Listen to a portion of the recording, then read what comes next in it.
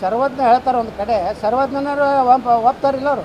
ಸರ್ವಜ್ಞರ ವಚನಗಳನ್ನು ನೋಡತ್ತ ಹೇಳ್ರಿ, page number 167, ಅದರಾಗ 991 ನಂದಿಯ ಹೆಸರಿನವ ನೊಂದು ರಾಜ್ಯವನ್ನಾಳಿ ಬಂಧನಪಟ್ಟು ಭಯಪಟ್ಟು ನೀರಿನೋಳು ಸಂದು ಹೋದಾನು ಸರ್ವಜ್ಞ ಅಂತೇಳ. ನಂದಿಯ ಹೆಸರಿನವಂದ್ರೆ ಯಾರು? ನಂದಿ ಅಂದರೆ ಬಸವಣ್ಣ. ನೊಂದು ರಾಜ್ಯವನ್ನಾಳಿ ಪ್ರಧಾನಮಂತ್ರಿ ಇದ್ದಿದ್ದು ಖರೆ ಬಸವಣ್ಣ. ಅಲ್ಲಿಂದ ಬಂಧನಪಟ್ಟು ಭಯಪಟ್ಟು ನೀರಿನೋಳು ಸಂದು ಹೋದಾನು ಸರ್ವಜ್ಞ. ಇದನ್ನು ಬಸವಣ್ಣವರ ವಿಚಾರಕ್ಕೆ ತಕ್ಕಂತೆ ಸಾಕಷ್ಟು ಚರ್ಚೆ ಆಗಲಿ. ಇದು ನಾನು ಬರೀ ಕ್ಷಮೆ ಬಿಡೋದ್ರಿಂದ ಏನೂ ಆಗೋದಿಲ್ಲ. ಯಾರೇ ನಾಲಿಗೆ ಕತ್ತರಿಸ್ತೀನಿ, ಬಾಯಿಗೆ ಬಿಟ್ಟು ಹಾಕ್ತೀನಿ ಅಂದ್ರೆ ಅವ್ರಿಗೇನಾರೇ ಮಾನ ಮರ್ಯಾದೆ ಬಸವಣ್ಣನ ಏನಾದರೂ ಅನ್ಯಾಯಗಳಿದ್ದರೆ ಅವ್ರು ಯಾರೂ ಬಸವಣ್ಣನ ಅನ್ಯಾಯಗಳೇ ಅಲ್ಲ. ಬಸವಣ್ಣ ಅಯ್ಯ ಎಂದರೆ ಸ್ವರ್ಗ, ಎಲ್ವೋ ಅಂದರೆ ನರಕ ಅಂತ ಹೇಳಿದಂಥ ಬಸವಣ್ಣನ ವಚನ ಹೇಳೋರು ನಾಲಿಗೆ ಕತ್ತರಿಸ್ತೀನಿ, ಬಾಯಿ ಬಂದು ಮಾಡ್ತೀನಿ, ಹೊರಗಡೆ ಬರಲಿ, ಅವ ಇಲೆಕ್ಷನ್ದಾಗ ಸೋಲಿಸ್ತೀನಿ ಅನ್ನೋರೆಲ್ಲ ಡೂಪ್ಲಿಕೇಟ್ ಸ್ವಾಮಿಗಳು, ಡೂಪ್ಲಿಕೇಟ್ ಬಸವಣ್ಣನ ಅಭಿಮಾನಿಗಳು. ಮಾತಾಡ್ತಾರೋ ಏನು ಕೆಲಸ ಐತೆ? ಒಂದರೆ ಬಸವಭವನ ತೇಲಿಯರು ಕಟ್ಟಾರೇನ್ರು? ದಾವಣಗೆರೆ ಬಸವಭವನ ಕಟ್ಟಾರೆ. ಬಸವೇಶ್ವರ ಹೆಸರು ಎಲ್ಲರೂ ಇಟ್ಟಾರೆ. ಮೆಡಿಕಲ್ ಕಾಲೇಜಿಗೆ ಇಡಬೇಕಾಗಿತ್ತು ಬಸವೇಶ್ವರ ಹತ್ರ, ಎಲ್ಲ ತಮ್ಮ ಹೆಸರು ಇಟ್ಕೊಂಡು. ನಾವು ಈ ವಕಫ್ ಬಗ್ಗೆ ಕರ್ನಾಟಕದಲ್ಲಿ ಏನು ಸುಮಾರು 1.5 ಲಕ್ಷ ಎಕರೆಗಿಂತ ಹೆಚ್ಚು ನಮ್ಮ ರೈತರ ಭೂಮಿ ಮತ್ತು ಮಠ ಮಂದಿರಗಳ ದೇವಸ್ಥಾನಗಳ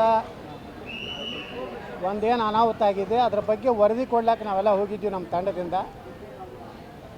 ಭಾಳ ನಮ್ಮ ಜಂಟಿ ಸದನ ಸಮಿತಿಯ ಅಧ್ಯಕ್ಷರಾದಂಥ ಜಗದಂಬಿಕಾ ಪಾಲ್ ಅವರು 2 ಗಂಟೆ ನಮ್ಮ ಜೊತೆಗೆ ಚರ್ಚೆ ಮಾಡಿದ್ರು. ಮತ್ತು ಈ ಜಂಟಿ ಸಮಿತಿಯಲ್ಲಿರುವ ಎಲ್ಲ ಅಧಿಕಾರಿಗಳು ಸಹ ಸುಮಾರು ಅವ್ರ ಜೊತೆಗೂ 1.5 ಗಂಟೆ ನಮ್ಮ ಏನು ಟೀಮ್ ಹೋಗಿತ್ತು, ಎಲ್ಲ ಚರ್ಚೆ ಮಾಡಿ ಇವತ್ತು ನಮ್ಮ ಜಾಯಿಂಟ್ ಕಮಿಟಿ ಚೇರ್ಮನ್ರು ಮತ್ತು ಅಧಿಕಾರಿಗಳು ನಮ್ಮನ್ನು ಅಭಿನಂದನೆ ಸಲ್ಲಿಸಿದ್ರು. ಭಾಳ ಒಳ್ಳೆಯ ಮಾಹಿತಿಗಳನ್ನು, ಬಹುಶಃ ಭಾರತ ಸರ್ಕಾರದಲ್ಲಿ ಈ ವಕ್ಫ್ ಇಟ್ಟು ಕರಾಳ ಶಾಸನ ಇದೆ, ಇದು ದೇಶಕ್ಕೇ ಒಂದು ಮಾದರಿಯಾದಂಥ ದೇಶಕ್ಕೇ ಒಂದು ಮಾರಕವಾದಂಥ ಒಂದು ಕಾನೂನನ್ನು ಹಿಂದೆ ಕಾಂಗ್ರೆಸ್ ಸರ್ಕಾರ ಮಾಡಿದ್ದರಿಂದ ಫಲ ಇವತ್ತು ಇಡೀ ರಾಜ್ಯದಲ್ಲಿ ಅಷ್ಟೇ ಅಲ್ಲ, ದೇಶದಲ್ಲೇ ಒಂದು ದೊಡ್ಡ ಇನ್ನೂ 3 ಪಾಕಿಸ್ತಾನ ಆಗಟ್ಟು ಇವತ್ತು ಅವ್ರು ಕ್ಲೇಮ್ ಮಾಡ್ತಾ ಇದ್ದಾರೆ. ಅದಕ್ಕೆ ಈ ಸಂಪೂರ್ಣ ಕಾನೂನನ್ನು ರದ್ದು ಮಾಡಬೇಕು ಅನ್ನೋದೇ ನಮ್ಮ ಬೇಡಿಕೆ ಇದೆ. ಈ ಒಂದು ಅಧಿವೇಶನದಲ್ಲಿ ಈ ಚರ್ಚೆ ಆಗುವುದಿಲ್ಲ. ಇನ್ನು ಬಜೆಟ್ ಅಧಿವೇಶನದಲ್ಲಿ ಅದನ್ನು ತಗೋತೀನಿ ಅಂತ ಹೇಳಿದ್ದಾರೆ. ನಾವು ಇನ್ನೂ 2ನೇ ಹಂತ 3ನೇ ಹಂತ ಇಡೀ ಸಮಗ್ರ ಕರ್ನಾಟಕ ಸುತ್ತಿ ಚಾಮರಾಜನಗರವರೆಗೆ ನಮ್ಮ ಟೀಮು ರಮೇಶ್ ಜಾರಕಿಹೊಳಿ ಅವರು, ಅರವಿಂದ್ ಲಿಂಬಾವಳಿ ಅವರು, GM ಸಿದ್ದೇಶ್ ಅವರು, ಹರೀಶ್ ಅವರು, ಅಣ್ಣಾ ಸಾಹೇಬ್ ಜೊಲ್ಲೆ ಅವರು, ಅದೇ ರೀತಿ ನಮ್ಮ ತಂಡ ಕುಮಾರ್ ಬಂಗಾರಪ್ಪನವರು, ಅನೇಕ ಶಾಸಕ ಚಂದ್ರಪ್ಪನವರು, ದಿನದಿಂದ ದಿನಕ್ಕೆ ನಮ್ಮ ತಂಡ ಭಾಳ ಶಕ್ತಿಯುತ ಆಗ್ತಾಯಿದೆ. ನಾವೆಲ್ಲರೂ ಕೂಡಿ ಒಟ್ಟಾರೆ ದೇಶದ ಮಾರಕವಾದಂಥ ವಕಫ್ ಕಾನೂನನ್ನು ರದ್ದುಪಡಿಸಲಿಕ್ಕೆ ಹೋರಾಟ ಮಾಡ್ತಾಯಿದ್ವಿ. 2ನೇ ಹಂತದ ಹೋರಾಟ ಮಾಡ್ತೀರಿ? ಮತ್ತೆ 2ನೇ ಹಂತದ ಹೋರಾಟ ಈ 2ನೇ ಹಂತದ ಹೋರಾಟ ಮಾಡ್ತೀವಿ. ಯಾವಾಗ ಏನು ಅಂತ ಈಗ ಬರೋ ಶನಿವಾರ ಆಯ್ತವಾರ ನಾವು ಹೊಸಪೇಟೆ ಬಳ್ಳಾರಿಯಲ್ಲಿ ಪ್ರಾರಂಭ ಮಾಡ್ತೀವಿ. ಹಂತವಾಗಿ ಮಧ್ಯ ಕರ್ನಾಟಕದಲ್ಲಿ ನಾವು ಚಿತ್ರದುರ್ಗ, ದಾವಣಗೆರೆ, ಹಾವೇರಿ, ಆ 3 ಜಿಲ್ಲೆ ಆಗಿದ್ಮೇಲೆ ಶಿವಮೊಗ್ಗ, ಉತ್ತರ ಕನ್ನಡ, ದಕ್ಷಿಣ ಕನ್ನಡ ಹಾಗೂ ಮೈಸೂರು, ಮಂಡ್ಯ ಮತ್ತು ಚಾಮರಾಜನಗರ, ಬೆಂಗಳೂರು ನಗರ, ಬೆಂಗಳೂರು ಕೋಲಾರ, ಬೆಂಗಳೂರು ಗ್ರಾಮೀಣ, ಬೆಂಗಳೂರು ಕೋಲಾರ, ಈ ರೀತಿ ಒಂದು ನಾವು ನಮ್ಮ ತಂಡ ಹೋಗ್ತದೆ. ಪ್ರತಿಯೊಂದು ಕಡೆ ಮಾಹಿತಿ ತಗೋತೀವಿ. ಎಷ್ಟು ಕರಾಳವಾದಂಥ ಒಂದು ಕಾನೂನು ಇದೆ ಅನ್ನೋಂಥದ್ದನ್ನು ನಾವು ಅದ್ರ ಜೊತೆಗೆ ಈ ನೆಕ್ಸ್ಟ್ ಡೇ ನಾವು ಜಾಯಿಂಟ್ ಪಾರ್ಲಿಮೆಂಟ್ರಿ ಕಮಿಟಿ ಮುಂದೆ ಹೋಗ್ತೀವಿ. ಆವಾಗ ಯಾವ್ಯಾವ ಮಠಗಳ ಮಂದಿರಗಳು ಏನು ವಕಫ್ ಆಗಿವೆ, ಯಾವ್ಯಾವ ರೈತರ ಜಮೀನುಗಳು ವಕಫ್ ಆಗಿವೆ, ಅವೆಲ್ಲ ಮಾಹಿತಿಯನ್ನು ಕೊಡುವಂಥದ್ದು ಅವ್ರನ್ನ ಕರ್ಕೊಂಡು ಹೋಗ್ತೀವಿ. ಅಲ್ಲಿ ಮಠಾಧೀಶರನ್ನ ಪ್ಲಸ್ ರೈತರನ್ನ ಕರ್ಕೊಂಡು ಎಷ್ಟೋ ದಲಿತರ ಜಮೀನುಗಳು ಸಹಿತ ಇವತ್ತು ವಕಫ್ ಆಗಿದೆ. ನಿಮಗೆಲ್ಲ ನೋಡಿರಬೇಕು, ಚಿಕ್ಕಬಳ್ಳಾಪುರದಲ್ಲಿ ದಲಿತರ ಜಮೀನಿನ ಮೇಲೆ ಬಂದು ಗುಂಡಾಗಿರಿ ಮಾಡುವಂಥದ್ದು ಆಗಿದೆ. ಅದಕ್ಕೆ ನಾವು ಪ್ರಧಾನಮಂತ್ರಿಗಳನ್ನು ಪೂರ್ಣ ನಮ್ಮ ಏನು ಹಂತ ಮುಗಿದ ಮೇಲೆ ಪ್ರಧಾನಮಂತ್ರಿಗಳನ್ನ ಸಹ ಭೇಟಿ ಆಗ್ಬೇಕಂತ ಮಾಡಿದ್ದೀವಿ. ಮುಂದೆ ನಾವು ದಾವಣಗೆರೆಯಲ್ಲಿ ಒಂದು ದೊಡ್ಡ ಸಮಾವೇಶವನ್ನು, ಕರ್ನಾಟಕದ ಸಮಾವೇಶವನ್ನು ಮಾಡೋರು ಅಂತೇಳಿ ನಿರ್ಣಯ ಮಾಡಿದ್ದೀವಿ. ಅದನ್ನು ಮಾಡ್ತೀವಿ. ನಾಳೆ ಬಿಜೆಪಿ ಕೋರ್ ಕಮಿಟಿ ಸಭೆ ನಡೀತಾ ಇದೆ. ಅದರಲ್ಲಿ ಏನಂದ್ರೆ ಬಂಡಾಯ ಇದಿರ್ಬೋದು, ಬೇರೆ ಬೇರೆ ವಿಚಾರದ ಚರ್ಚೆ ಆಗುತ್ತೆ ಅನ್ನೋ ಒಂದು ಮಾತನ್ನು ಯಡಿಯೂರಪ್ಪ ಹೇಳಿದ್ದಾರೆ. ನಾಳೆಯ ಯತ್ನಾಳ್ ಅವರ ಇದು ಅಸಮಾಧಾನಕ್ಕೆ ಉತ್ತರ ಸಿಗ್ಬೋದು ಅಂತ ಹೇಳಿದ್ದಾರೆ. ನೋಡೋಣ ಯಾರ್ಯಾರು ಉತ್ತರ ಕೊಡ್ತಾರೆ ನೋಡೋಣ. ಎಲ್ಲ ಉತ್ತರಗಳಿಗೆ ಸದಾ ಸನ್ನದ್ಧರಾಗಿ ನಿಲ್ತೀವಿ ನಾವು. ಅಂಜೆಲ್ಲ, ಅಳಕೆಲ್ಲ, ಮುಖ ಸಪ್ಪು ಮಾಡಿಲ್ಲ. ದಿಲ್ಲಿದಿಂದ ಹಸನ್ಮುಖರಾಗಿ ಬರ್ತಾ ಇದ್ದೀವಿ. ಅದ್ರ ನೀವು ತಿಳ್ಕೋಬೇಕು. ನೀವು ಯಾರ್ಯಾರು ಸುಮ್ಮನೆ ಹೊಡ್ಕೊತ್ಕೊಂಡಿರ್ಬೇಡ್ರಿ. ಭಾಳ ಮುಖ ಬಾಡಿತ್ತು, ಭಾಳಷ್ಟು ತರಾಟೆಗೆ ತೊಗೊಂಡ್ರೆ ಅಂತ ಹೇಳಿ ಬಲ್ಲ ಮೂಲಗಳಂತ ಹೇಳಬೇಡ್ರಿ. ಯಾರೂ ತರಾಟೆಗೆ ತೊಗೊಂಡಿಲ್ಲ. ನಮಗೆ ಎಲ್ಲರೂ ಸಹಭಾಗಿಗಿರಿ ಕೊಟ್ಟಾರ ಮತ್ತು ಅವ್ರು ಕೊಟ್ಟಂಥ ಶೋಕಾಸ್ ನೋಟಿಸ್ಗೆ ಉತ್ತರ ಕೊಟ್ಟು. ಸಂಧಾನ ಯಶಸ್ವಿ ಆಗುತ್ತೆ ನಾಳೆ ಕೋರ್ ಕಮಿಟಿಯಲ್ಲಿ. ಯಾರು ಸಂಧಾನ ಯಾರು ನೋಡ ಮಾಡೋದ್ರಿ? ನಿಮ್ಮ ಜೊತೆ ಸರ್, ಯಾಕಂದ್ರೆ ಯಾರು ಮಾಡೋರು? ಬಿಜೆಪಿ ಕೋರ್ ಕಮಿಟಿ ಅವ್ರ್ಯಾಕೆ ಸಂಧಾನ ಮಾಡ್ತಾರೆ ರೀ? ಅವ್ರು ಭಾಳ ಹೈ ಪವರ್ ಕಮಿಟಿ ಇದು. ಕರ್ನಾಟಕದ ಹೈ ಪವರ್ ಕಮಿಟಿ ನಾಳೆ ಕೂಡ್ಲಾಕತ್ತಾರೆ. Kudli sir. B L Santosh ಏನಾದ್ರು ಭೇಟಿಯಾಗಿದ್ದಾರೆ? ನಾವು ಯಾರನ್ನೂ ಭೇಟಿಯಾಗಿಲ್ಲ. ನಾವು ಒಬ್ಬನೇ ನಮ್ಮ ಶಿಸ್ತು ಸಮಿತಿ ಅಧ್ಯಕ್ಷರು. ಅವ್ರಿಗೆ ಅಣ್ಣ ಭೇಟಿಯಾಗಿದ್ದು ಬಿಟ್ಟರೆ ರಾಜನಾಥ್ ಸಿಂಗ್ರನ್ನ ನಾವು ಭೇಟಿಯಾಗಿದ್ದೀವಿ, ರಕ್ಷಣಾ ಸಚಿವರನ್ನ. ಮತ್ತು ಹೆಚ್ಚಾಗಿ ನಾವು ಈ ವಕಫದ ಬಗ್ಗೆ ನಮ್ಮದು ಭಾಳ ಕನ್ಸರ್ನ್ ಇರೋದು ನಮ್ಮ ರೈತರ ಜಮೀನು, ಮಠ ಮಂದಿರಗಳು, ವಕಫ್ ಕಾನೂನು ಬಗ್ಗೆ. ಅದ್ರ ಬಗ್ಗೆ ನಾವು ಹೆಚ್ಚು ಗಮನ ಕೊಟ್ಟಿದ್ದೀವಿ. ಮತ್ತು ಇವತ್ತು ರಾಜನಾಥ್ ಸಿಂಗರು ನಮ್ಮ ಹಿಂದಿನ ರಾಷ್ಟ್ರೀಯ ಅಧ್ಯಕ್ಷರು ಮತ್ತು ಎಲ್ಲ ನಮಗೆಲ್ಲ ಭಾಳಷ್ಟು ಪ್ರೀತಿ ಗೌರವವನ್ನು ಕಾಣುವಂಥವ್ರು. ಅವ್ರನ್ನ ಮಾತ್ರ ನಾವು ಭೇಟಿಯಾಗಿದ್ವಿ. ಸರ್, ಕೇಳಿದಾರಂತ ಒಂದು ತಾವು ಸ್ವಲ್ಪ ದಿನ ಸೈಲೆಂಟ್ ಆಗಿರ್ರಿ ಅಂತ. ಸ್ವಲ್ಪ ದಿವಸ ಯಾಕ್ರಿ ಖಾಯಂ ಸೈಲೆಂಟ್ ಆಗಿರುತ್ತೆ ಹೇಳ. ಹೌದಾ ಸರ್? ಹೆಂಗೆ ನಮ್ಮದು ಜನಪರ ಹೋರಾಟ ಮಾಡ್ತೀವಿ. ಕಾಂಗ್ರೆಸ್ ವಿರುದ್ಧ, ಭ್ರಷ್ಟಾಚಾರ, ಅನ್ಯಾಯದ ವಿರುದ್ಧ ಹೋರಾಟ ಮಾಡ್ತೀವಿ. ನಮ್ಮ ನಾಯಕರ ವಿರುದ್ಧ ಗುಪ್ತ ಪತ್ರಗಳನ್ನು ಬರೀತೀವಿ. ಎಲ್ಲರ ಬಗ್ಗೆ ಬರೀತೀವಿ. ಸರ್, ಒಟ್ಟು ವಿಜೇಂದ್ರ ಅವರು ನಿಮ್ಮ ಹೋರಾಟ ಸರ್, ರಾಜ್ಯಾಧ್ಯಕ್ಷರ ಬಗ್ಗೆ ನಮ್ಮ ಟಾರ್ಗೆಟ್ ವಿಜೇಂದ್ರ ಅಲ್ರಿ.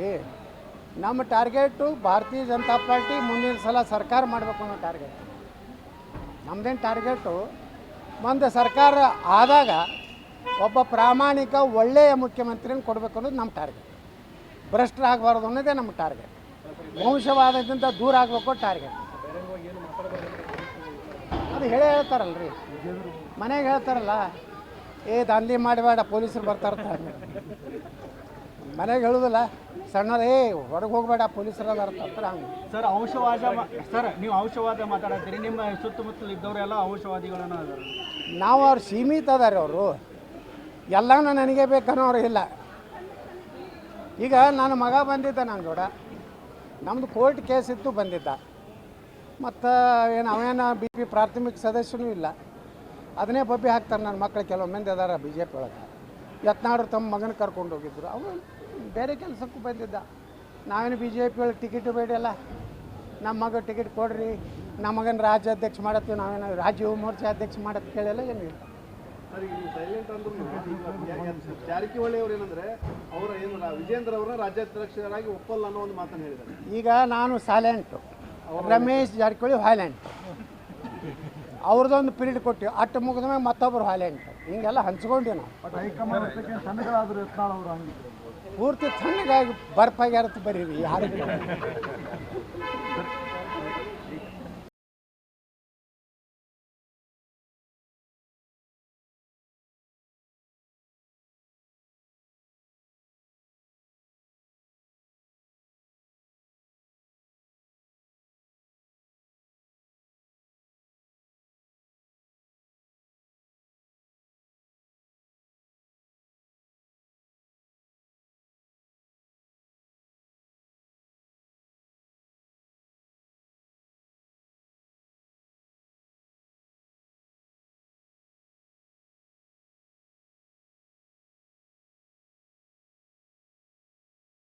ಯತ್ನಾಳ ಮುಗಿಸ್ಬಿಡ್ತೀನಿ ಅಂತ ಯಾವ ಮೂರ್ಖ ನನ್ನ ಮಕ್ಕಳು ತೊಗೊಂಡಿದ್ದು ತಪ್ಪು.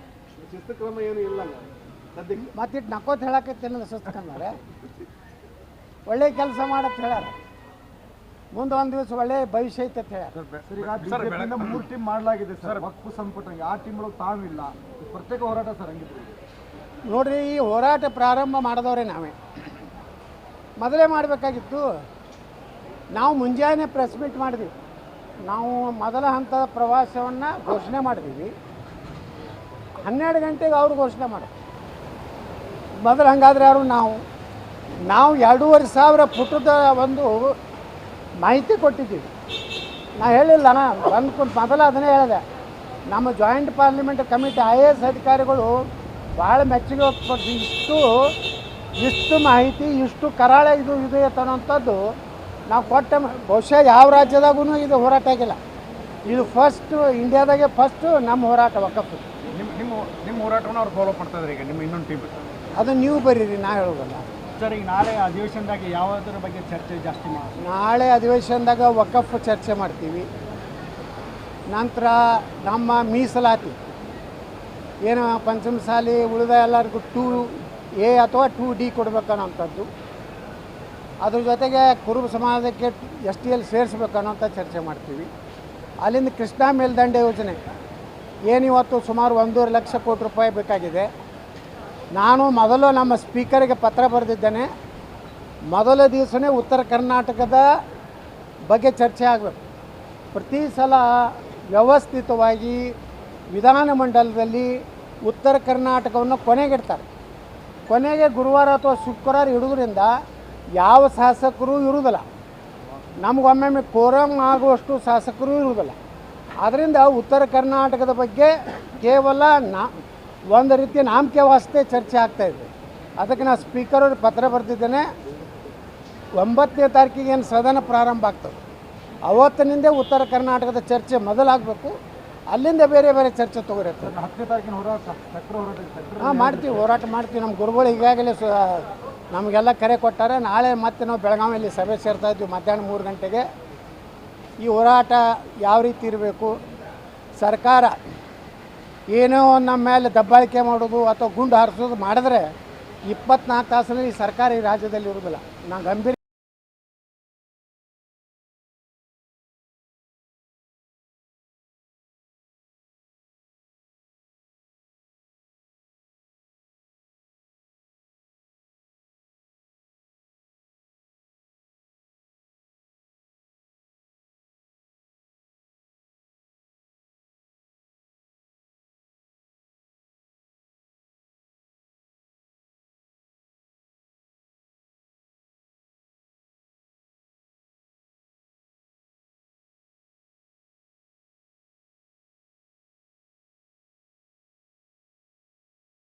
ಅವರು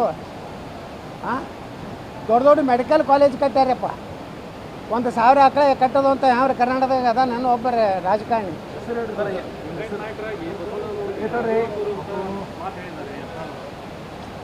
ಅವ್ರಿಗೇನು ಗುರ್ತೈತಿ? ಬಿಜಾಪುರ ಬಾಲ್ಕೋಟ್ ಜನರಿಗೆ ಏನು ಹೇಳ್ಯಾರ ಇವ್ರು? ಏನು ಹೇಳ್ಯಾರ? ನಮ್ಮ ಸರ್ವಜ್ಞ ಏನು ಹೇಳ್ಯಾರ ಹೇಳ್ರಿ ಅದನ್ನು.